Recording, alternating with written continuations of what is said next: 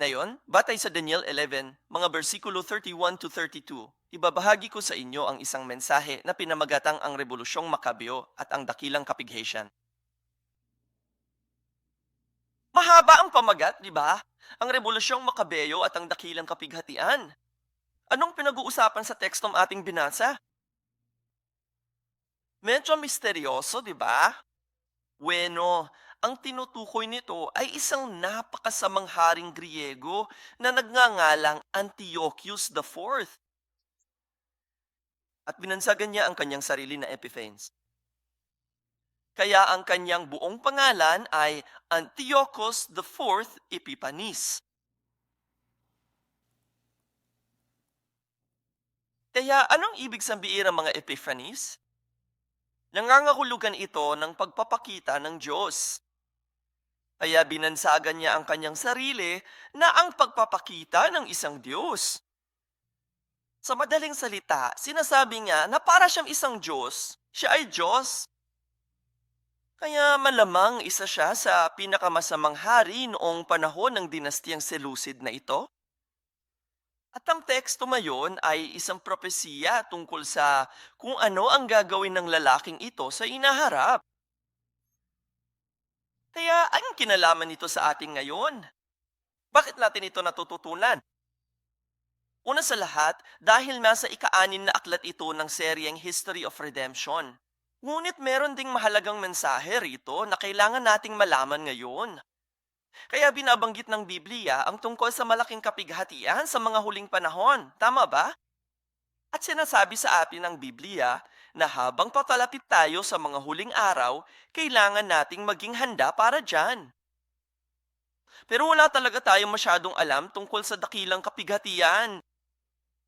At marami sa impormasyon tungkol sa malaking kapighatian ay talagang nagmumula sa mga pangyayaring naganap noong panahon ng paghahari ng lalaking ito, itong si Antiochus IV Epiphanes.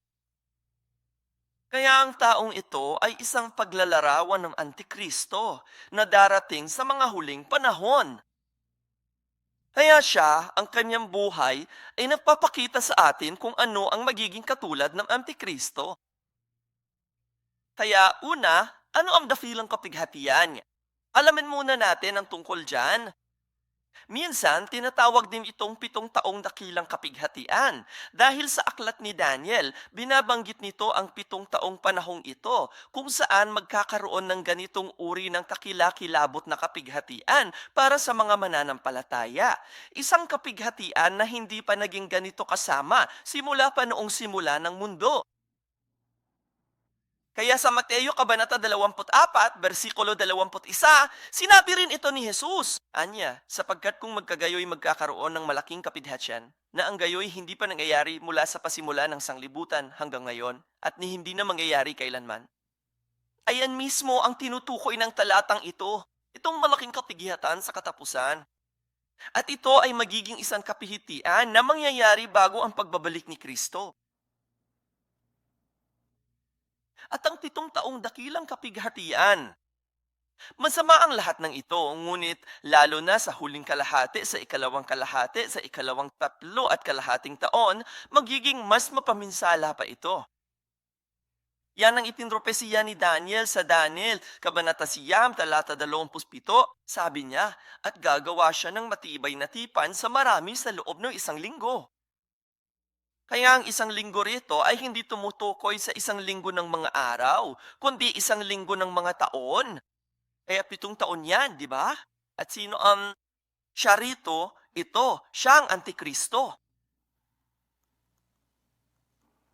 Kaya't ang Antikristo ay makikipagtipan sa marami sa loob ng 1 linggo, ngunit sa kalagitnaan ng linggo, kanyang ititigil ang paghahain at ang handog na butil. At sa pakpak ng mga kasuklam-suklam ay darating ang isa na siyang sisira. Hanam sa ganap na pagkawasak, ang itinakdang pagkawasak ay ibubuhos sa siyang nagpapangyari ng pagkasira. Kaya nakikita mo rito, nakasaad doon, sa kalagitnaan ng linggo, ano ang gagawin niya? Ihihinto na niya ang mga sakripisyo at mga handog. Anong sakripisyo at mga handog? Sa termino mayon, iyan ay pagsamda. Kaya sa kalagitnaan ng 7 taong iyon, ititigil niya ang lahat ng pagsamba. Kaya nga sinabi kong mas magiging kakilakilabot ang pangalawa o ang huling 3 at kalahating taon. Mas mapaminsala sana yon. Kaya ganito dapat ang hitsura nito. Sabihin nating ito ang 7 taong dakilang kapighatian. Sa gitna mismo, ang Antikristo. Ito ang katapusan ng lahat ng pagsamba.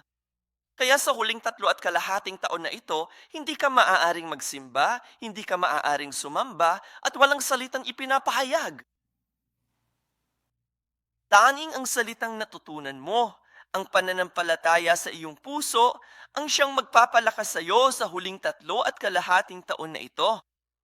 Kaya naman, ito ay isang kakilakilabot na pagsubok. At kung titingnan mo ang Mateo 24, iyan ang turo ni Jesus tungkol sa mga huling panahon. At hindi natin pinag-uusapan ng kabanatan yan, pero hayaan mo akong magbigay ng maikling buod.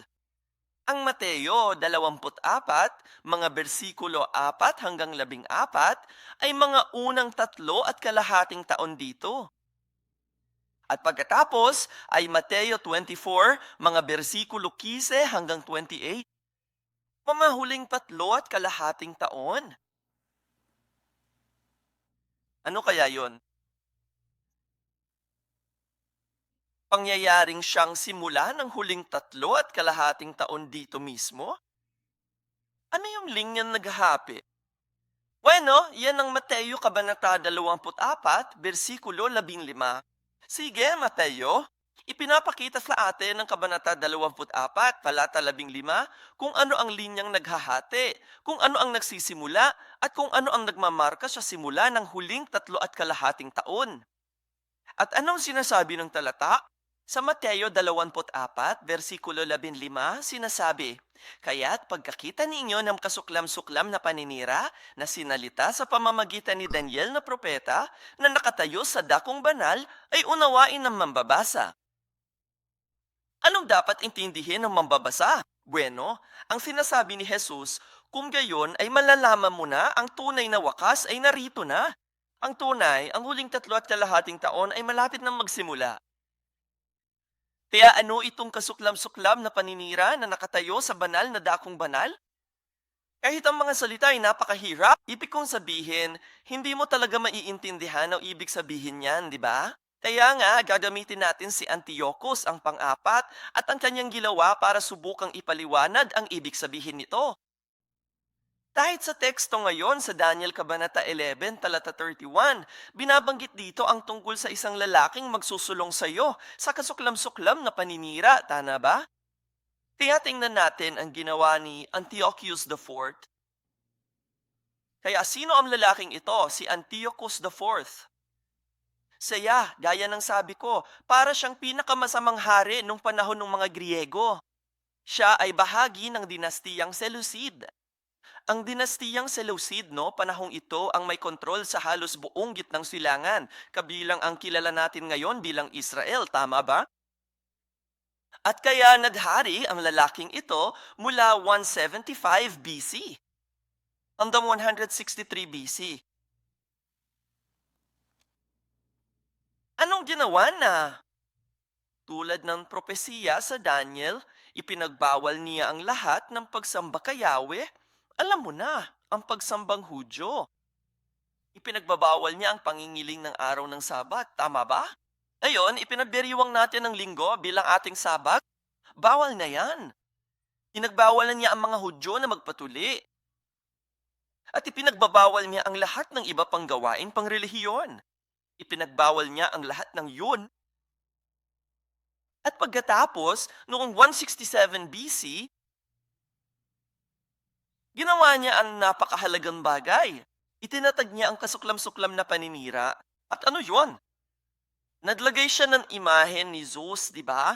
Alam mo, ang Diyos na Griego na si Zeus, tama ba? Naglagay siya ng imahe ni Zeus sa banal na lugar. Alam mo, itong lalaking ito, si Zeus, yung lalaking may kidlat, di ba? Kaya pumasok siya sa templo, sa banal na lugar, kung saan tanying ang manapari lamang ang maaring pumunta. At itinayo niya ang imaheng ito ni Zeus at sinabihan ng lahat na yumukod dito. Kaya, ang estatwang iyon ni Zeus ay nakatayo sa banal na lugar sa loob ng 3 taon mula 167 BC hanggang 164 BC. At sa panahong ito, habang si Antiochus IV ang hari, ang mga Israelita ay may 3 napakasamang mataas na saserdote. Ang kanilang mga pangalan ay Jason, Memelawo, at Alcimus. Napunta silang ng sunod-sunod. Una, si Jason ang mataas na pari, at pagkatapos ay si Menelaos, at pagkatapos ay si Alkimiko. Ang sama talaga ng loob nilang 3. Halimbawa, nagbigay si Jason ng suhol kay Antiochus IV upang maging mataas na saserdote ito sa sarili niyang kapatid. Si Menelaos ang mataas na saserdote nang sabihin ni Antiochus IV, "O, gusto kong pumasok sa iyong templo at gusto kong maglagay ng estatwa ni Zeus sa iyong banal na dako." At sabi niya, "Sige, pumasok ka. Maligayang pagdakan." Siya ang lalaking nagdala kay Antiochus sa banal na lugar. Malinaw na sinasabi ng Biblia na mga pari lamang ang maaaring pumasok doon, hindi ba? Walang hentil ang maaaring makapasok sa banal na lugar, lalo na kung gusto nilang magtayo ng estatwa ng Diyos-Diyosan, hindi ba? Pero ginawa niya ang lahat ng ito. Para maging mabuti ang pakikitungo niya sa hari, mapasakan niya ang lahat ng kapangyarihan at kumita siya ng maraming pera. Ganon din naman talaga ang alchemist. Kaya nagkaroon tayo ng 3 napakasamang mataas na saserdote nang sabay-sabay habang si Antiochus IV ang hari. Katulad iyan ng sitwasyon ng nangyari sa kasaysayan nung sumiklab at maganap ang Rebolusyong Makabeyo. Kaya, pangatlo, tingnan natin ang Rebolusyong Makabeyo. Kaya nang itinayo ni Antiochus IV ang imahe ni Zeus, iyon ay parang tugatog ng kanyang mga kakilakilabot na bagay. Yun ang pinakamataas na sandali ng masamang haring ito. At sa panahong iyon, ang mga Hudyo ay nahati sa 2 grupo. Isa ay mabuti, isa ay hindi. Kaya, ayon sa Daniel 11, talata 32, sinasabi nito, "Sa pamamagitan ng mga mapapanooring salita, kanyang babaguhin sa kasamaan yaong mga gumagawa ng masama laban sa tipan." Ito ang masamang grupo. Iyan ang unang grupo. At makikinig sila kay Antiochus IV at susunod sila sa kanya. At pagkatapos ay ang pangalawang grupo, sinasabi nito, "Ngunit ang bayang nakakakilala sa kanilang Diyos ay magpapakita ng lakas at sila ay kikilos." Ito ang magandang grupo, di ba? Ngayon, ang aklat ng Daniel ay isinulat noong mga 500 BC. At ang Rebolusyong Makabeyo at si Antiochus IV ay naganap noong mga bandang 160 BC. Tama ba? 164 BC. Kaya parang 400 taon na ang lumipas bago nagpropesiya si Daniel tungkol sa mga nangyayari. Ano kaya ang mangyayari?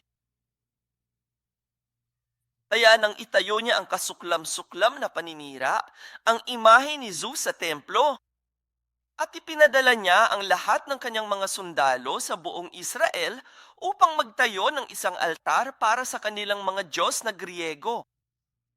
At gusto niyang pilitin ang lahat na yumuko at sumamba sa kanila.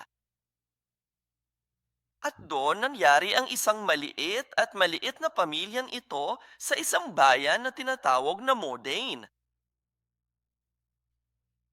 Lumaban. Ito ay isang pari na nagngangalang Matatias. Kaya nang dumating ang mga sundalong Seleucid at sinubukan silang pilitin na sumamba sa mga Diyos ng mga pagano, siya ay lumaban. Lumaban siya. At pinatay niya talaga ang mga sundalong iyon. Yan ang simula ng Rebolusyong Makabeyo.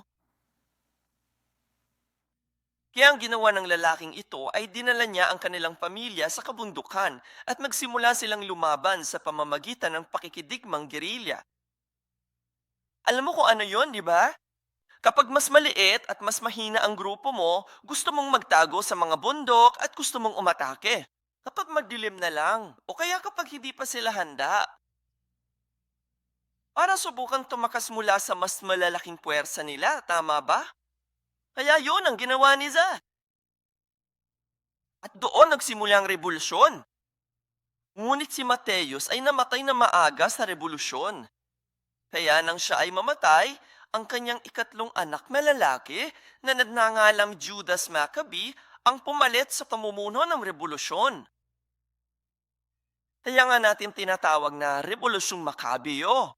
Dahil sa palayaw ni Judas, ito ang kanyang palayaw at ang ibig sabihin nito ay martilyo. Ipinapahiwatig nito kung gaano siya kalakas noon. Kaya nakipaglaban sila sa Imperyong Griego ng halos 3 taon. Sila ay tulad ng pinakamakapangyarihang tao sa mundo noong panahong iyon at nanalo sila pagkatapos ng 3 taon. Ayan, noong 164 BC, eksaktong 3 taon pagkatapos, ang imahen ni Zeus ay inilagay sa banal na lugar.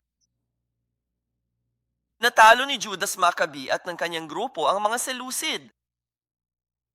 At noong ika-25 araw ng buwan ng Kislev, na sa kalendaryong Hebreyo ay ang ika-9 na buwan, ngunit para sa atin, ito ay sa panahon ng taglamig, bandang Disyembre. Nabawi nila ang Jerusalem, nabawi nila ang templo, at nagdaos sila ng 8 araw na kapistahan upang muling ialay ang templo sa Diyos. Nilinis nila ang buong templo. Sinira nila ang imahe ni Zeus. At sinindihan nila ang lahat ng kandila, lahat ng ilaw. At sila'y nagdaos ng isang kapistahan sa loob ng 8 araw at sinamba nila ang Diyos. At muli nilang iniyalay ang templo. At mula sa sandaling iyon, ang 8 araw na iyon ay ipinagdiwang bilang kapistahan ng pagtatalaga.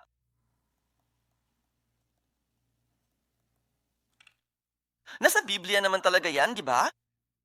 Kaya kung titingnan mo sa Uwang Kabanatang 10, mga bersikulo 22 at 23, sinasabi nito, ng panahong iyon, naganap ang kapistahan ng pagtatalaga sa Jerusalem, taglamig noon, at naglalakad si Jesus sa templo sa portiko ni Solomon. Nakikita mo yan? Taglamig na yun, kaya bandang Disyembre para sa amin, iyon ang kapistahan ng pag-aalay. At ipinagdiwang ni Jesus ang piging na ito. Kaya nga siya pumunta sa Jerusalem, sa templo, upang gunaitin ang ginawa ni Judas Maccabee at ng kanyang pamilya kung paano nila natalo si Antiochus IV at ang kanyang mga puwersa at kung paano nila nabawi ang templo at muling inialay ito. Isinugal nila ang kanilang buhay para gawin iyon. Kahit ngayon, ipinagbiriwang pa rin ng mga Hudyo ang kapistahang ito, ngunit kilala na natin ito ngayon bilang Hanukkah. Sigurado akong narinig nyo na yan, di ba? Kapag ipinagdiriwang natin ang Pasko, kasabay din ng Hanukkah, hindi ba? Ang Hanukkah sa Hebreo ay nangangahulugang dedikasyon. Okay, at pinag-uusapan natin ang ginawa nila noong 8 araw na yon para muling ialay ang templo sa Diyos. Kaya iyan ang kwento ng Rebolusyong Makabeyo. Kaya ano ang nakatutubos na aral sa kasaysayan ng revolusyong ito? Nakapasok ng malaya si Antiochus IV sa templo dahil sa masasamang mataas na saserdoteng ito na nasa kapangyarihan, tama ba? Halimbawa, ang pangalan ng lalaki ay Menelaus. Hinayaan na lang niya itong maglakad papasok sa banal na lugar. Kaya dahil ang haring hintil na ito ay nakipagtulungan sa mataas na saserdote, nagawa nila ang lahat ng mga bagay na ito nang walang sino mang lumalaban. At gaya ng sinabi ko kanina, ang mga pangyayaring ito ay hudyat ng malaking kapidhasyan sa mga huling araw. At inihuhula ng Biblia na may katulad na mangyayari. Ang malaking kapighasyan, dalawang halimaw ang magiging aktibo sa Apokalipsis, Kabanata 13, talata 1, ayon sa nakasaad. At ang dragon ay tumayo sa buhanginan ng dalampasigan. Pagkatapos, nakita ko ang isang halimaw na umaahon mula sa dagat na may 10 sungay at 7 ulo, at sa kanyang mga sungay ay may 10 diadema, at sa kanyang mga ulo ay may mga pangalang mapanglayo. Kaya ang unang halimaw na ito ay ang halimaw na nagmumula sa dagat. Ang pangalawang halimaw ay nasa Pahayag, Kabanata 13, talata 1. Sinasabi nito, pagkatapos ay nakita ko ang isa pang halimaw na umaahon mula sa lupa. At siya'y may 2 sungay na parang sa isang kordero, at siya'y nagsalita na parang sa isang dragon. Kaya ibig sabihin ba nito na sa panahon ng dakilang kapighasyan, magkakaroon ng mga hayop na magwawala at papatay ng mga tao? Hindi, di ba? Kapag ang pinag-uusapan ay isang halimaw, ang tinutukoy nito ay ang mga taong nahulog sa kasalanan. Kaya sa awit, Kabanata 49, talata 20, sinasabi nito, ang tao sa kanyang karangyaan, ngunit walang unawa, ay parang mga hayop na namamatay. Kaya magkakaroon ng dalawa. Mga taong nagtutulungan upang usigin at atakihin ang mga nananampalatayang Kristiyano. Ang halimaw mula sa dagat ay sumisimbolo sa isang kapangyarihang pampulitika tulad ni Antiochus IV. Isa siyang hari, di ba? Ang halimaw mula sa lupa ay tinatawag na bulaang propeta. Kaya isa siyang relihiyosong ao. Halimbawa, tulad ng mataas na saserdote na si Menelaus. Siya ang mataas na pari, pero hindi naman talaga, di ba? Isa siyang napakasamang tao. Hindi siya naniniwala sa Diyos. Kaya isa siyang bulaang propeta. Kaya't nagtulungan sina upang lapastanganin ang templo, upang itayo ang kasuklam-suklam na paninira. Yan ang sinusubukang ituro sa atin ng Biblia. Hindi lang ito magiging isang haring himpila. Ngunit ang hari ang makikipagtutulungan sa bulaang propetang ito.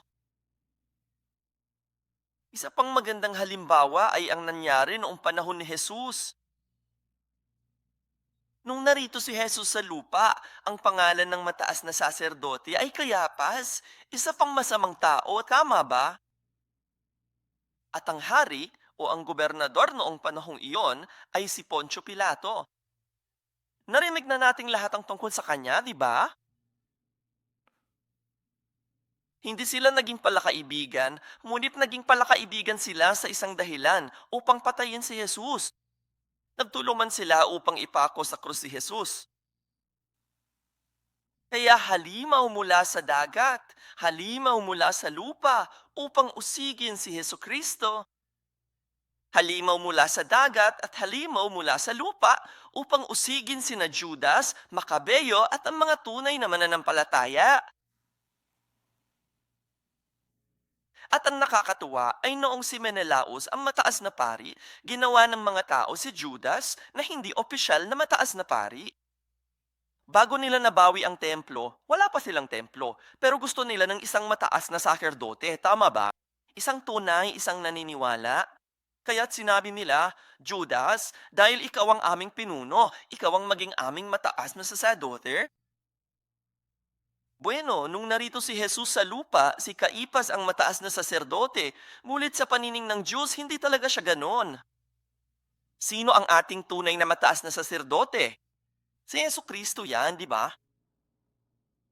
Kaya sa Ebreo Kabanata 4, versikulo 15, sinasabi sa atin ng Biblia, sa Ebreo Kabanata 4, versikulo 15, sinasabi nito, sapagkat wala tayong isang mataas na saserdote na hindi maaaring makiramay sa ating mga kahinaan, kundi isa ng tinukso sa lahat ng mga bagay. Ano tayo, ngunit walang kasalanan.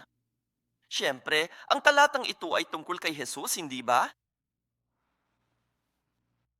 Kaya gaya ng nakikita mo, noong panahon ni Antiochus, noong panahon ni Jesus, nakikita natin kung paano nagaganap ang mga pangyayari.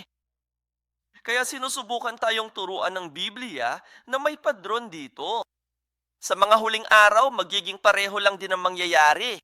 Kapag dumating ang dakilang kapihatian, magkakaroon ng isang kapangyarihang pampolitika at isang bulaang propeta na magtutulungan upang ilayo ang mga tao sa Diyos, upang usigin ang mga mananampalataya. At hayaan silang talikuran ng kanilang pananampalataya. Kaya ipinapakita nito sa atin ang magiging simula ng mga mangyayari sa huling 3.5 taon. Kaya ito ang dahilan kung bakit dapat nating pag-aralan ang salita ng Diyos at dapat tayong manalangin at dapat tayong maging handa.